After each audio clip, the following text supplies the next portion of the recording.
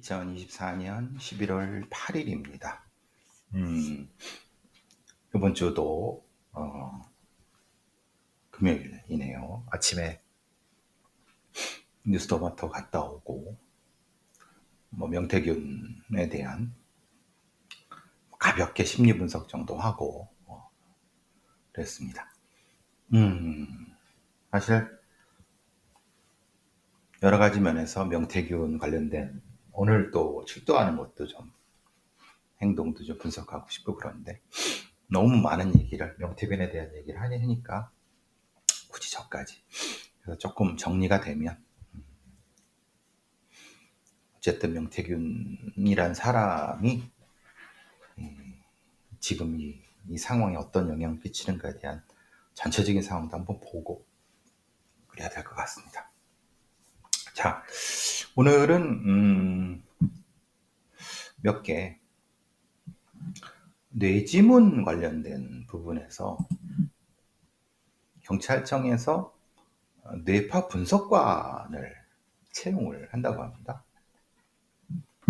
여러분 뇌파 분석관이 뭔지 아세요? 그러니까 거짓말 탐지기는 분명한 한계가 있습니다. 그렇지만은 많이 쓰입니다. 그런데 거짓말 탐지기의 부족한 부분을 보완하기 위한 일종의 뇌파 분석 이런 것이 서구에서는 많이 연구가 됐고 우리나라에서도 일부지만은 연구가 되고 그랬는데 뇌파 분석관을 채용을 할 줄은 전 몰랐어요. 사실 경찰청에서는 뇌파 검사 전문가를 그래서 요번에 이제 사실은 이미 채용은 이전에 이미 됐죠. 그러니까 15주간 교육을 받았기 때문에 채용은 이미 올해 초에 된 겁니다. 뇌파 분석관 8명을 전국 시도경찰청에 배치를 했어요. 근데 사실은 몇 년 전부터 뇌파 검사를 하긴 했습니다만은 실제로는 그렇게 전문적이진 않다. 그래서 뇌파 관련 뇌과학 석사학 이상을 가진 사람들을 경력 채용으로서 채용을 하게 됐고요. 뇌파 분석이란 것은 뇌에 각인된 특정 사람의 얼굴이나 물건, 장소 등 이미지를 봤을 때 그걸 보고 뇌에서 나오는 파를 측정하는 겁니다. 예를 들면 뇌 지문이라고 하기도 하고요. 예를 들면 이런 거죠. 흉기 같은 이미지를 보여주고 뇌파가 나오죠. 그러면 실제 범인이라고 하면은 칼의 이미지를 보면은 그 뇌파가 유사하게 나올 가능성이 있겠죠. 물론 그것도 오류의 가능성 충분히 있습니다. 우리가 거짓말 탐지기도 마찬가지인 거 아니겠습니까? 땀이라든가 전기 전도 같은 것이 거짓말할 때 실제로 뇌파 같은 경우도 굉장히 다양한 파형이 나옵니다. 여러분의 뇌가 굉장히 많은 활동을 합니다. 이거를 이제 뇌파 분석을 통해서 거짓말 탐지기가 부족한 부분을 보완하기 위한 일종의 통합 심리 분석 결과로서 피의자의 혐의를 입증하는데 기여할 것이라고 경찰은 얘기하고 있습니다. 근데 사실 저는 단적으로 얘기하면 뻘짓하고 있다, 쓸데없는 짓 하고 있다 라고 보통 이런 걸 얘기를 합니다. 사실 범죄 분석용 프로파일러가 2005년도에 채용이 됐을 때도 어떤 근거라든가 이런 부분들이 어느 정도 있어야 되느냐 부분에서 분명한 것은 미국에서 운영을 하니까 어느 정도까지 프로파일러라는 건 있고, 그런데 그거를 제대로 훈련시키고 제대로 운영할 수 있는 그 인프라는 하나도 없었어요. 그냥 몇 명 차출되고 물론 자기는 지원했다고 하는 몇몇 사람들이 그냥 맨땅에 헤딩했는데 가서 보니까 사실 아무것도 없는, 진짜 맨땅에 헤딩했더라고요. 가서 그 당 제가 봤을 때 저 말고 저랑 같이 들어오는 범죄무서 일기들이 얼마나 황당했는지. 처음에 뭔가 있는 것 같이 했다 실제로 얘기해보면 사실 아무것도 없었어요. 근데 이 지금에 와서 그때 뭐가 있었느니 이렇게 이런 걸 얘기하는 거 보면 참 안타깝고 좀 아쉽죠. 어쨌든 그래도 뭐 맨땅에 헤딩하고 그러면서 자체적으로 이렇게 살아남은 사람은 살아남고 이런 식으로 운영을 했어요. 그런데 그것은 그나마 미국에서의 어떤 교과서라도 있고 그래서 저 같은 사람들 교과서를 뭐 번역하고 그래서 그걸 공부하고 이렇게 해서 그걸 가지고 이런 거는 거죠. 그런데 이 뇌파 분석은 실제 그 정도가 되느냐? 그러니까 뭐 몇 가지 그런 어떤 뭐 사례는 있는 것 같아요. 예를 들면 2010년도에 김길태 사건 같은 경우에 뇌파 검사를 받고 털어놨다. 자백하지 않았지만.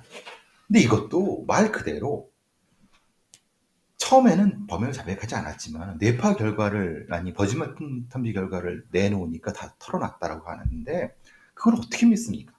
말하자면 그게 아니라 사실은 다른 어떤 요인으로도 충분히 털어놓게 할 수 있지 않았을까라는 생각도 분명히 합니다.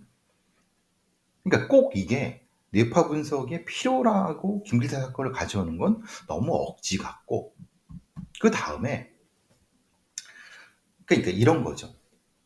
그러니까 뇌파 검사를 계속 이제 시범적으로 확인했어요. 2004년도 대검찰청에서 뇌파 분석 장치를 사용을 했고 여러 가지 면에서 국가수에 도움을 받아 제한적으로 활용을 하긴 했는데 그리고 이제 어떤 그 판결한 사례도 일부 있습니다. 한두 건 있어요. 그런데 문제는 증거력을 인정하지 않고 대법원 판례도 없습니다. 그러니까 말하자면 이런 겁니다. 경찰청에서 이걸 왜 뽑느냐? 뇌파 검사나 과학 수사 분야의 저항도를 높이고 연구를 활발히 하고 있어서 이런 형태의 데이터가 쌓이면은 언젠가는 판사가 증명력을 받아주지 않겠냐고 하는 이런 희망 섞인 겁니다. 자, 다시 프로파일러 뽑았을 때 2005년, 6년 그때도 똑같은 소리를 했습니다.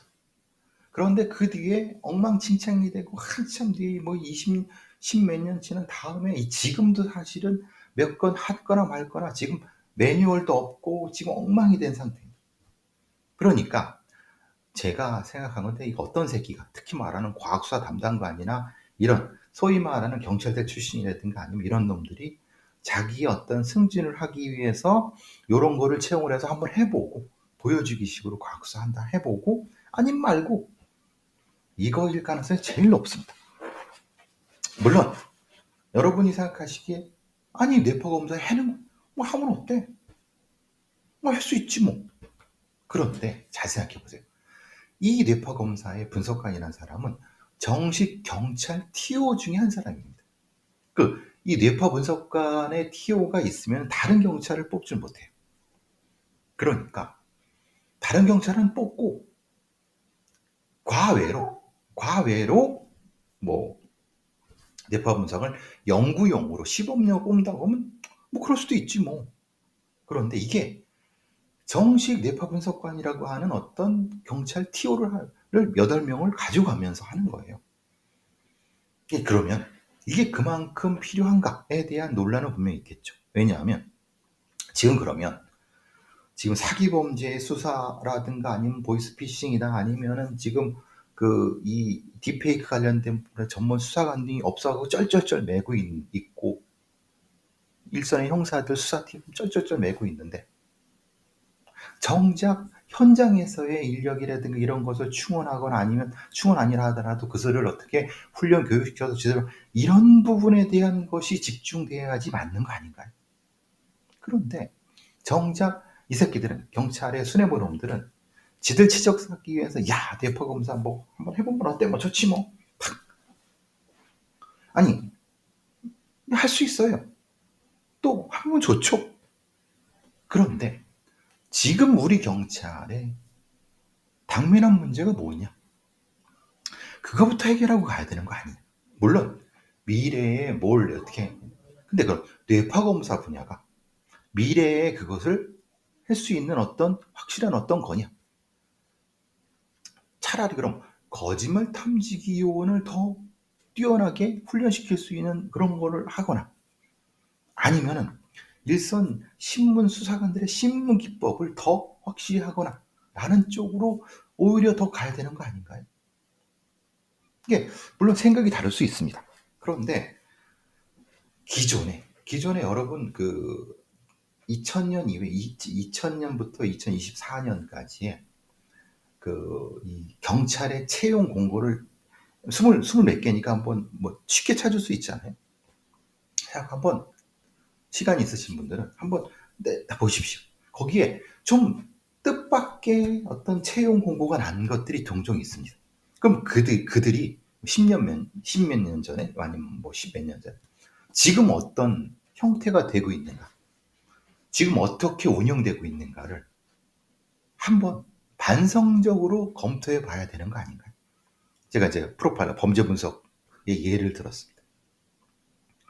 그러니까 어떤 분야의 어떤 부분을 정확히 왜 필요한가에 대한 정확한 필요와 그에 대한 평가가 정확히 나서 실제로 뽑는 건지, 아니면 어떤 새끼 진짜 치적 쌓고 승진하려고 그걸 해는 건지, 저는 후자가 가장 우려돼 갖고, 분명히 뇌파 분야가 할 필요가 있다고 생각. 근데 생각해 보시면 뇌파만 그렇습니까? 그럼 차라리 보면 AI를 동원해서 AI를 이용한 거짓말 탐지기가 더 지금 시대에 맞는 거 아니에요?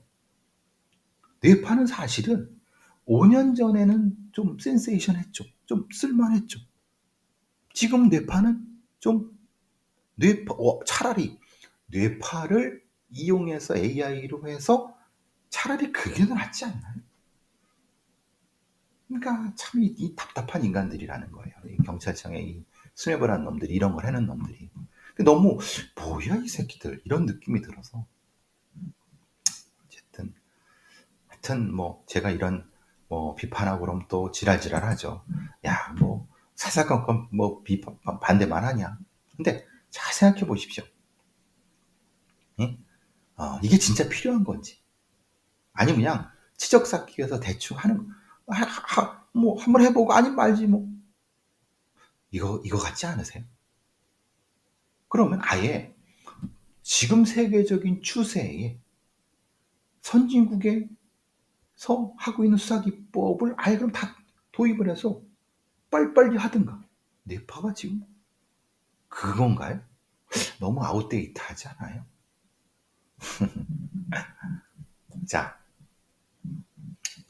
오늘 아침에 어떤 그 라디오 프로그램에 자칭 전문가라고 하는 어떤 젊은 변호사애가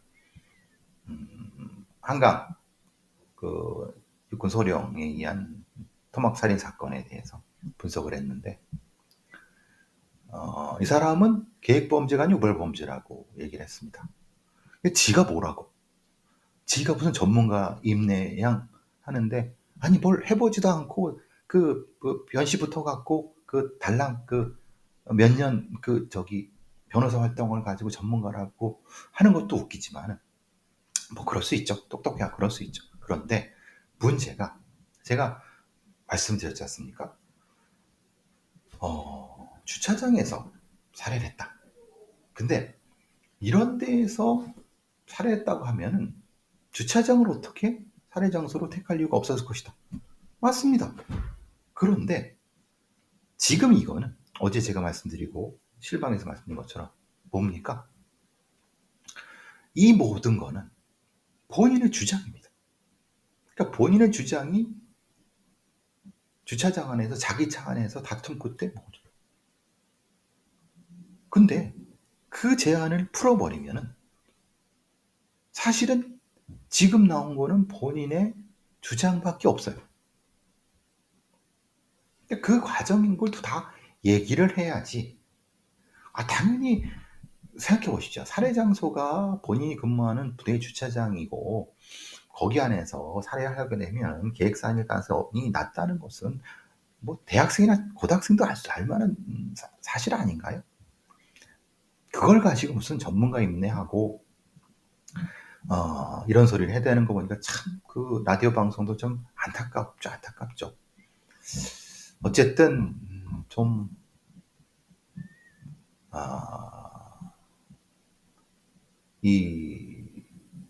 이런 좀 어설픈 분석은 좀 그렇습니다. 뭐 본인이 그렇게 생각한다면 할 말이 없죠. 뭐. 자, 막간을 이용해서 이제 검찰 특활비가 영원히 돼서 지금 검찰의 그 특수활동비 영수증도 예결산 영수증도 제출하지 않고 그러니까 다 삭감해 버리는 거죠. 나 같아도 삭감하겠다. 무슨 수사를 한답시고 특수활동비라고 해서 이렇게 편성해서 가져가는데 내역도 제출하지 않아. 봤더니 무슨 뭐 공기청정기 사고 뭐 지들 술 처먹고 밥 처먹는 데서 영수증 제출하지 않아. 그리고 뭐라 그러니까 실제로 그 자료를 제출하면 뭐 진행 중인 수사를 알려줄 수 있고 뭐 이렇게 다 개소리 떠는 겁니다. 이 검사 새끼들 이 개소리 소위 말하는 국민의 세금을 가지고 분명하게 이걸 운영할 때 거기에 맞게끔 결산을 받아야죠. 결산 못 받을 것 같으면은 예산 편성도 없습니다. 결산이 없는 예산이 어디 있습니까? 싹 다 날리세요. 특활부터 시작해서 아예 이 검사들 저기 임금부터 날리세요. 아예 검사들 숫자를 줄여버리든가. 무슨 지들이 무슨 정의를 수호한다고 검사들이 싹 다 검찰 특활비부터 시작 예산 팍팍 줄여버리세요. 아주 그냥 필요하면 본인들이 작년에 쓴 영수증을 정확히 제출해갖고 왜 필요한지를 국회에 소명하고 그러고 나서 예산을 타가세요. 이게 맞습니다. 니들이 무슨 국가안보를 하냐? 제가 무슨 뭐 이게 사실 국정원이나 아니면 뭐 이런 거는 몰라. 어디 그 수사기관에서 그런 말 같지도 않아. 자, 그 국가수 문제가 지금 나왔는데 국가수에서 도연이 사건, 좀 급발진 사건, 그죠? 지난 재작년에 강릉에서 급발진으로 손자를 잃은 그 할머니 무혐의가 났습니다. 근데 이건 참 이례적인 거는 국가수에서는 이게 운전자의 오조작이다 라고 감정을 했는데 경찰에서는 그럴 만한 증거가 없다 라고 해서 그걸 뒤집어 버렸어요. 제가 이제 매불쇼에서도 얘기하고 더 여러 군데에서도 얘기한 것처럼 국가수가 너무 오만하다. 국가수가 모든 것의 정의나 과학수사의 기준인 것처럼 독점하고 있는 것은 사실은 이것은 바람직하지 않다. 제가 그래서 국가수를 계속 비판하잖아요. 왜? 국가수가 이렇게 국가과학수사기관으로서의 독점적 지위를 누리려고 하면 본인들의 오류 데이터를 제공하거나 본인들이 입증하는 감정 과정을 다 공개를 해야 됩니다. 실제로 이 급발진 문제도 그겁니다. 정작 필요한 거는 자동차 제조사인 자동차 그 현대라든가 아니면 뭐 여러 가지 쌍용 뭐 이런 데 있지 않습니까? 걔네들이 관련된 데이터를 제공하고 그거를 가지고 분석했으면은 오케이. 근데 문제는 국가수는 그것이 아니라 자동차 회사가 제공하지 않은 것 가지고 지들이 그냥 마음대로 감정을 내버렸어요. 그 지들이 보라고. 지금 말하자면 국가수의 이런 독점적인 거는 마치 검사들의 독점적인 기소권이나 수사권과 거의 유사하다. 저는 오히려 검찰은 그래도 눈에 보는 형태의 이 폐해가 나타났지만 국가수는 눈에 안 보이는 폐해들이 너무 많다. 그래서 예전부터 계속 말씀드리는 것이 증거보관법부터 증거분석이라든가 이런 것들 부검입법 같은 것도 국가수의 이런 독점적이고 오만한 것들 다 한계를 둬야 된다. 분명히 문제가 지금부터 계속 생기는 겁니다. 많은 분들이 사실은 국가수의 이런 어떤 오만 방자함과 이런 이 오류를 알고 있지만 실제로는 몸, 몸에 와닿지 않으니까 여러 가지 면에서 한계인데, 어쨌든 특히 이렇게 유전자 분석이라든가 이 급발진 분석 같은 경우라든가 이런 부분에서는 실제로는 국가수가 이런 자기만의 어떤 오만함, 독점적인 것을 벗어나서 진짜 피해자들 아니면 좀 더 중립적으로 공정하게 감식했으면 좋겠다는 생각이 듭니다. 너무나도 좀 안타깝죠. 국가수의 이런 행태는. 내가 그래서 국가과학수사위원회가 있어야 된다. 국가과학수사위원회 밑에서 국가수라든가 아니면 대검과학수사부가 이렇게 해서 증거 분석이라든가 이런 것이 객관화될 수 있게끔. 지금은 그냥 뭐 지들 마음대로 하는 거야. 이건 안 된다. 이런 얘기를 해봤는데 글쎄.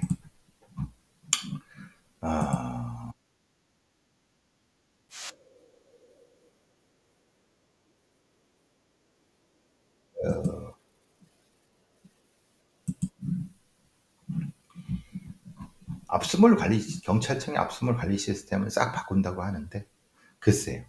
제대로 되겠습니까?